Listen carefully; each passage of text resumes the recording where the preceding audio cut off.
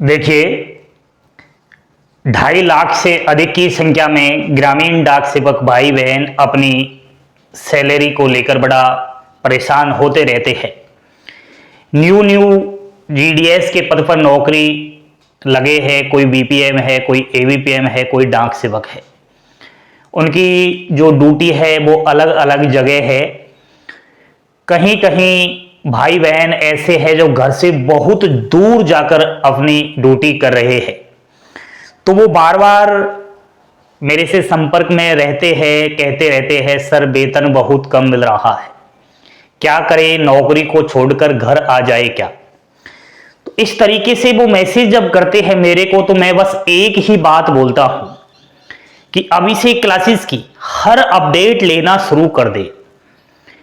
आज के बाद आप इस प्रकार का सवाल ही नहीं करोगे कि मैं जीडीएस की नौकरी छोड़कर घर आ जाऊं क्या।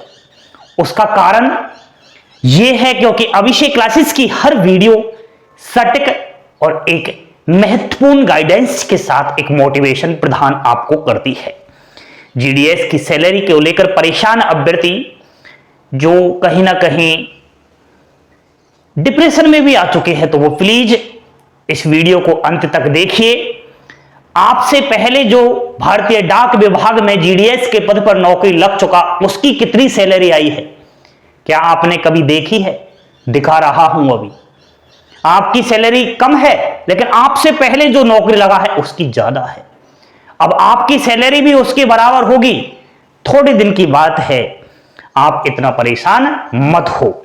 देखिए दोस्तों, ग्रामीण डाक सेवक, वीपीएम, एबीपीएम और डाक सेवक नई सैलरी और पुरानी सैलरी दोनों की मैं बात कर रहा हूं। बीपीएम की सबसे पहले बात करते हैं, branch post master.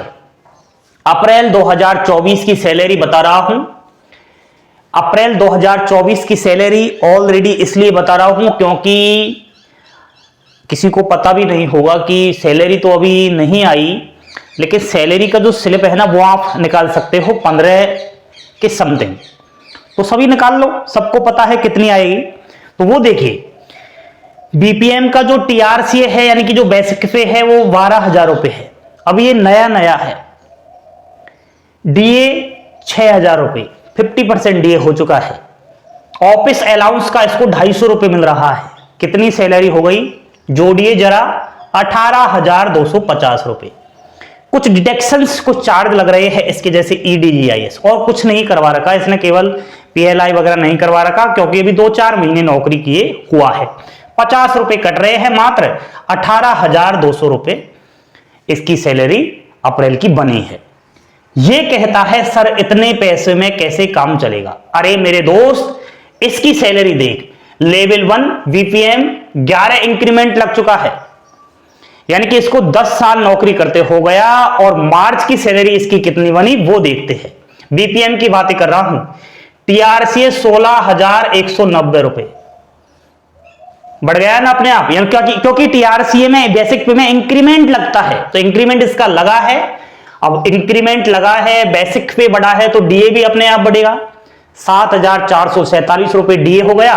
Office maintenance allowance के 500 रुपए मिल रहे हैं, इसको जोड़ना जरा, 24,137 रुपए हो गए।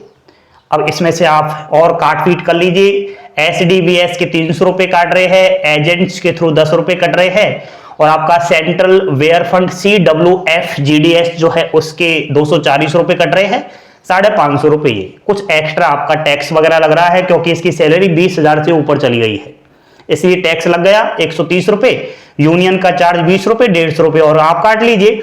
इतने में से आप ये रुपए काटोगे तो टोटल इसको सैलरी कितनी मिली, 23,437 रुपए। कितना अंतर है, कहां 18,000 कहां 23,000। अब इससे आप मोटिवेशन लो, इस सैलरी स्लिप को देखकर कहीं ना कहीं आप ये सोचो कि काश आने वाले 10 साल में मेरी भी वेतन में वृद्धि होगी। उसका कारण हर साल 3% इंक्रीमेंट लगता है बेसिक पे में, उसके अलावा डीए हर 6-6 महीने में बढ़ता रहता है 4%, टोटल 11 इंक्रीमेंट लगेंगे बेसिक पे में, और आपकी हर साल 1100 से 1500 रुपए सैलरी अपने आप बढ़ती चली जाएगी। और जीडीएस के लिए तो और आपको बताऊं, क्योंकि बहुत ज्यादा यूनियन जोर दे रहा है, जीडीएस का ड्यूटी टाइम 5 घंटे है, ठीक है, इसको बढ़ाया जाने के लिए बहुत बार कोशिश की जा चुकी है, तो वो बढ़ेगा 5 से 7-8 घंटे तो बढ़ेगा। जब ड्यूटी टाइम बढ़ेगा तो ये आपका जो टीआरसी है ना, इसमें भी अपने आप वृद्धि हो जाएगी। तो सैलरी खूब है मेरे भाई, डीमोटिवेट मत हो। आज मुझे पता है कि तेरी सैलरी कम आ रही है, लेकिन थोड़े दिन आप रेगुलर तो आ रही है ना, हर महीने तो आ रही है ना, इसको छोड़ दोगे तो कैसे काम चलेगा? कहां से आएंगे 18,000 रुपए? कोई प्राइवेट सेक्टर में आप नौकरी पकड़ोगे ना तो भी नहीं मिलने वाले, कोई कंपनी नहीं देगी 18,000 रुपए। और फालतू की माता पक्षी और है, यहां कम से कम सरकार के थ्रू आपके पैसे आ रहे हैं। एक कह तो सकते हो ना मेरी नौकरी लग गई यार भारतीय डाक विभाग में, तो क्यों अपने आप को बेरोजगार कहलवाना चाहते हो? मत छोड़ो नौकरी, ठीक है। और कहीं ना कहीं ऐसी पॉजिटिव चीजों को देखना शुरू करो जिससे हमारा माइंड चेंज हो। जैसे आज मैंने ये सैलरी स्लिप इसीलिए बताई है क्योंकि मेरे पास इतने सारे मैसेज आ रहे हैं अपनी सैलरी को लेकर, तो वो ये देखना। बीपीएम की बात की है, अब हम बात करेंगे एबीपीएम और डाक सेवक की। भाई साहब, अप्रैल 2024 की सैलरी अगर देखें एबीपीएम और डाक सेवक की तो 10,000 रुपए बेसिक पे है, और 10,000 का आप डीए लगाओगे 50% तो 5,000 रुपए ये हो गई। आपका साइकिल अलाउंस के 150 रुपए और चार्ज डिटेक्स आपका स्टेशनरी 25 रुपए ये मिल जाते हैं, टोटल 15,205 रुपए हो गए। अब ये नया है इसलिए केवल इसका एडीजीआईएस के 50 रुपए कट रहे हैं और सेंट्रल वेयर फंड के 240 रुपए कट रहे हैं, 290 रुपए ये काट लीजिए। टोटल आप जोड़िए, इनमें से ये काट लेना 290 रुपए, तो 14,915 रुपए हो गए। नया है सर, मैं तो एबीपीएम हूं, डाक सेवक हूं। सर आपने तो नए एबीपीएम और डाक सेवक की सैलरी बताई है, मेरी तो बहुत कम सैलरी है। पुराना कोई एबीपीएम और डाक सेवक अगर हो चुका है उतनी उसकी कितनी सैलरी आ रही है? उसकी सैलरी की अगर बात करूं मेरे दोस्त, तो जो आपको मैंने ये नए बीपीएम की सैलरी बताई है ना, ये पुराने की है। इसमें आप 1-2 हजार रुपए और बढ़ाकर ही चलिए, ठीक है, क्योंकि उसकी इंक्रीमेंट लग गया है, तो इंक्रीमेंट लग करके उसके टीआरसी 12,000 रुपए हो गया है। जहां न्यू बीपीएम का टीआरसी 12,000 रुपए है, वहां पुराना एबीपीएम अगर है तो उसका टीआरसी 12,000 रुपए हो गया, ठीक है। तो घबराए मत, चाहे बीपीएम हो, चाहे एबीपीएम, चाहे डाक सेवक, एक ना एक दिन आपके लिए मौज है। बहुत कुछ चेंजेस होने वाला है आपके सारे नियमों में। पुराने ब्रिटिशकालीन असंवैधानिक जो नियम अपनाए जा रहे हैं उनको भी हटाया जाएगा। आपका ड्यूटी का टाइम भी जो है बढ़ाया जाएगा, टीआरसी में इंक्रीमेंट भी बढ़ेगा और टीआरसी भी बढ़ेगा।